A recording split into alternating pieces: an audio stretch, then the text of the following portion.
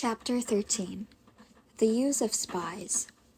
Sun Tzu said, "Raising a host of 100,000 men and marching them great distances entails heavy loss on the people and a drain on the resources of the state. The daily expenditure will amount to 1,000 ounces of silver. There will be commotion at home and abroad, and men will drop down exhausted on the highways. As many as 700,000 families will be impeded in their labor. Hostile armies may face each other for years, striving for the victory which is decided in a single day.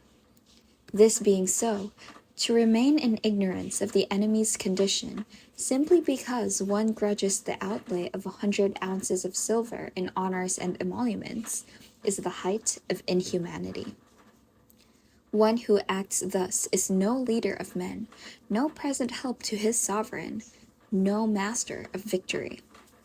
Thus, what enables the wise sovereign and the good general to strike and conquer, and achieve things beyond the reach of ordinary men, is foreknowledge. Now this foreknowledge cannot be elicited from spirits. It cannot be obtained inductively from experience, nor by any deductive calculation. Knowledge of the enemy's dispositions can only be obtained from other men. Hence the use of spies, of whom there are 5 classes: local spies, inward spies, converted spies, doomed spies, and surviving spies. When these 5 kinds of spy are all at work, none can discover the secret system.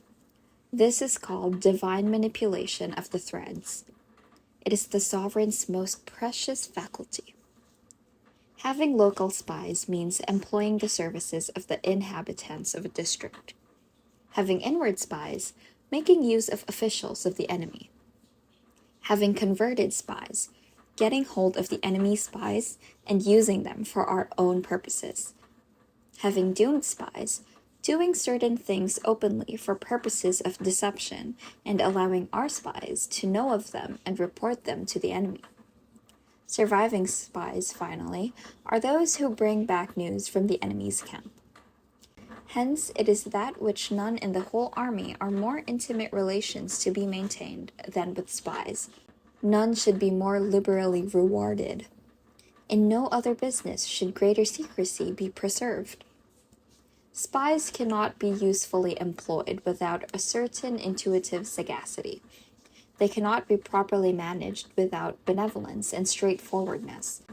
Without subtle ingenuity of mind, one cannot make certain of the truth of their reports. Be subtle, and use your spies for every kind of business. If a secret piece of news is divulged by a spy before the time is ripe, he must be put to death together with the man to whom the secret was told. Whether the object be to crush an army, to storm a city, or to assassinate an individual, it is always necessary to begin by finding out the names of the attendants, the aides-de-camp, and the doorkeepers and sentries of the general in command. Our spies must be commissioned to ascertain these. The enemy spies who have come to spy on us must be sought out, tempted with bribes, led away, and comfortably housed. Thus they will become converted spies and available for our service. It is through the information brought by the converted spy that we are able to acquire and employ local and inward spies.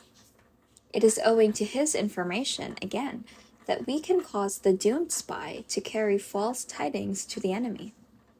Lastly, it is by his information that the surviving spy can be used on appointed occasions. The end and aim of spying in all its 5 varieties is knowledge of the enemy, and this knowledge can only be derived, in the first instance, from the converted spy. Hence, it is essential that the converted spy be treated with the utmost liberality. Of old, the rise of the Yin dynasty was due to Ichi, who had served under the Xia. Likewise, the rise of the Zhou dynasty was due to Luya, who had served under the Yin. Hence, it is only the enlightened ruler and the wise general who will use the highest intelligence of the army for purposes of spying, and thereby they achieve great results. spies are a most important element in war, because on them depends an army's ability to move.